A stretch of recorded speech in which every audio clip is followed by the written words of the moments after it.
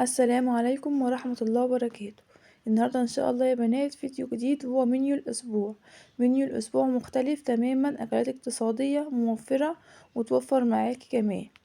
يلا بقى نشوف الاكلات النهاردة، اكلات مختلفة عن المنيوهات اللي انا منزلاها قبل كده. شوف الفيديو وان شاء الله ما تحتاريش كل يوم تعملي ايه اكل ايه. 7 ايام من سبع اكلات ل7 ايام. صلى على النبي في الكومنتات، اللهم صل وسلم وبارك على سيدنا محمد. واول اكله معانا يا بنات هو عملنا بسله بالجزر، وعملت معاها نص فرخه، وعملت معاها شويه رز كده بالشعريه، وكمان مخلي اللي احنا مخلينه مع بعض. تمام، حلوه جدا ومشبعه لما تعملي الطبيخ مع الرز تبقى حلوه جدا. تمام. والنص فرخه انا عملت كده الورك كده، واللي هو الكتف بتاعها عملته 2. تمام، حلو جدا، 4 افراد وبألف هنا وشفا. مستنية رأيكم. تمام. نيجي بقى الأكلة اللي بعد كده يا بنات، هو تاني يوم. احنا زي ما عودناكم احنا بنعمل الطبيخ على يومين. يوم بوبو فيه لحمة واليوم التاني أرضيح.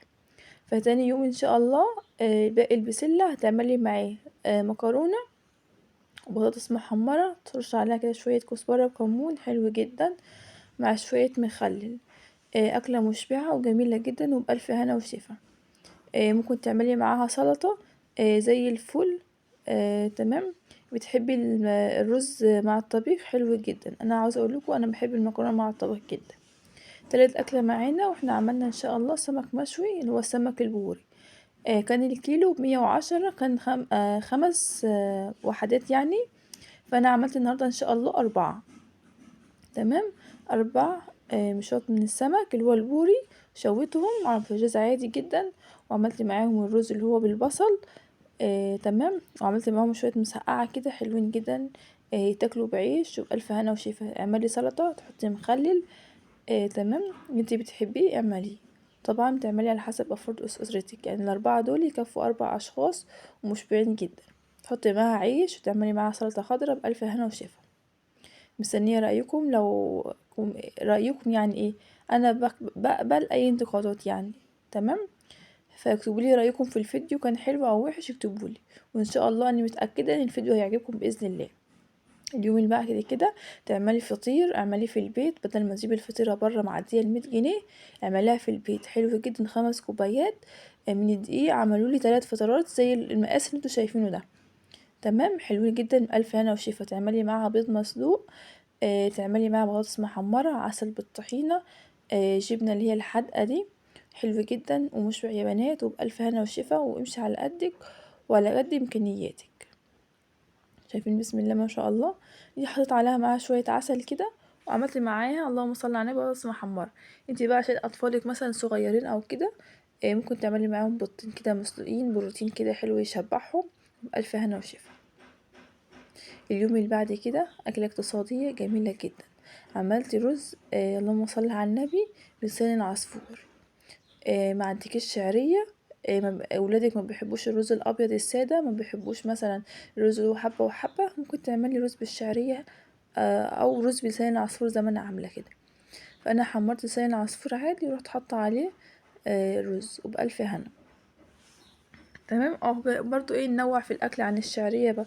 بدل كل يوم رز بشعريه هنعمل مره رز ابيض، مره رز بالشعريه، مره رز بلسان عصفور. مره رز حبه وحبه. تمام كده يا بنات، عشان برضو توفروا كده. عملت صينيه بطاطس بالاجنحه، كانت جميله جدا يا بنات ومشبعه. دي كانت حاجات، مثلا جبتي فرختين، جبتي فرخه في الاسبوع تاخدي منها الرجل، تاخدي منها اللهم صل على النبي الرقبه، الاجنحه. بتاخدي منها الكبد وجوانس، تعمليها صينيه بطاطس، تبقى حلوه جدا يا بنات وبتشبع كمان. عاوزه اقولك ان هي بتشبع اكتر ما بتعمليها مثلا محمره ولا كده. وممكن تعملوهم شوربه مع شويه صين عصفور. تمام. ده مخلل انا كنت عاملاه حلو جدا. شايفين بسم الله ما شاء الله. اعملي سلطه خضراء وبألف هنا.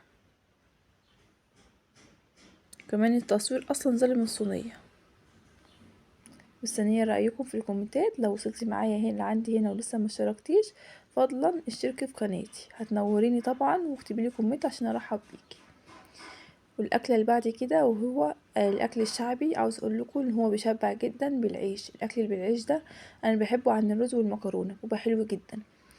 تعملي فول، ممكن تعملي طعمية، تعملي سلطة خضراء، تعملي بطاطس. تمام. تعملي بتنجان مسقعة او بابا غنوج وتحطي معاها شوية مخلل. بألف هنا وشفا، أكلة حلوة جدا وموفرة، وكمان في نفس الوقت ان هي مشبعة. عاوزة اقولكم ان العيش بيشبع جدا. تمام كده يا حبايبي، انزلوا بقى اكتبولي رأيكم في الكومنتات، تقولي كده كلمة حلوة كده ايه تفرحني. كان فول بالطحينة، انا اللي عاملة الفول ده في البيت ان شاء الله. انا مجهزه لكم الفيديو بتاع تجهيزات السحور وكده. اليوم اللي بعد كده وهو اللهم صل على النبي، لو هتعملي يوم بس في الاسبوع يا بنات محشي، تمام، حلو جدا بيدفي. اعمليه قرداحي مع شويه بطاطس محمره، اللهم صل وسلم وبارك على سيدنا محمد، مع شويه لسان عصفور وسلطه. تمام، حلو جدا.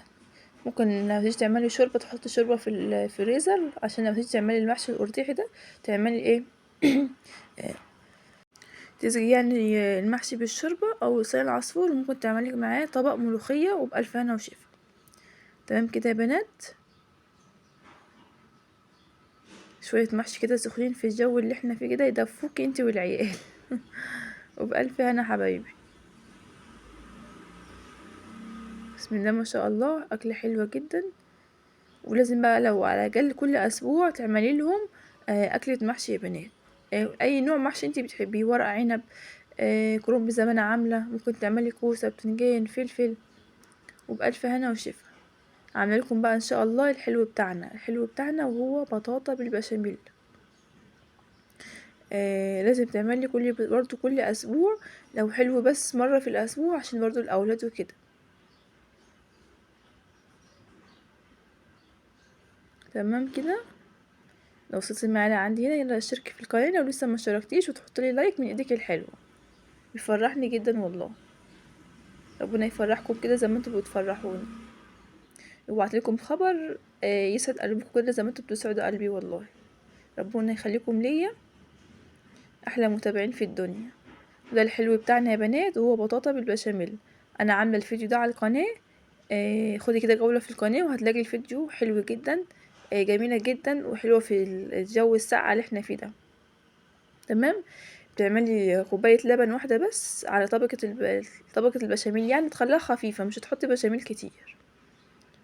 تمام كده، وبألف هنا وشفا. الفيديو على القناه يا بنات انا منزلاه، بس هو من زمان. ممكن خدي كده جوله في القناه وهتلاقي الفيديو وتفرجي عليه، وتعملي كده حاجه كده ايه تدفي اولادك في الساعه وكده.